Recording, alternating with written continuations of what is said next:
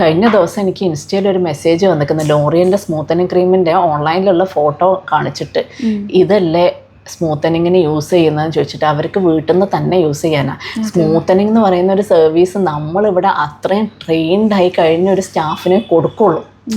ഒരു ഫ്രഷറായിട്ട് വന്ന സ്റ്റാഫിനൊന്നും കൊടുക്കൂല. അയാൾ അത്രയും ട്രെയിൻഡായിട്ട് മാത്രം കൊടുക്കുന്ന ഒരു സർവീസാണ് ഒരു ട്രെയിനിങ്ങും ഇല്ലാത്ത ഒരാൾ വീട്ടിൽ വെച്ച് ചെയ്യട്ടെ എന്ന് ചോദിക്കുന്നത്. എന്തൊരു സംഭവം ചെയ്യുകയാണെങ്കിലും നമ്മൾ അതിൻ്റെ പ്രൊഫഷണൽ സീരീസിലുള്ള പ്രോഡക്റ്റ് ഉപയോഗിക്കുക. പിന്നെ കളറിങ്, സ്മൂത്തനിങ് പോലെയുള്ള സർവീസസ് പക്കാ പ്രൊഫഷണൽ ആയിട്ടുള്ള ആൾക്കാരെ കൊണ്ട് മാത്രം ചെയ്യിക്കുക.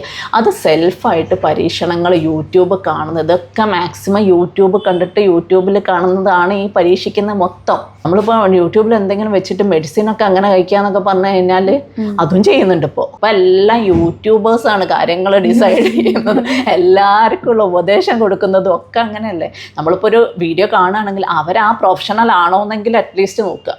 ഓരോ പ്രൊഫഷണൽസിൻ്റെ നമ്മൾ പഠിക്കണ അതായിരിക്കും, അതിൻ്റെ ഒരു നോളജ് ഉണ്ട്. ഇതായിട്ട് ഒരു ബന്ധവും ഇല്ലാത്തവൻ ചെയ്യുന്ന സംഭവം ആകുമ്പോൾ അവർക്ക് അതിനെക്കുറിച്ച് വിവരം ഉണ്ടാവില്ലല്ലോ. അങ്ങനെ വരുന്നത് ഇത് മൊത്തം ജഡ പോലെയാണ് വന്നേക്കുന്ന മുടി മൊത്തം. ഇയാൾക്ക് കോമ്പ് ചെയ്യുമ്പോഴൊക്കെ നല്ല ബുദ്ധിമുട്ടില്ലേ?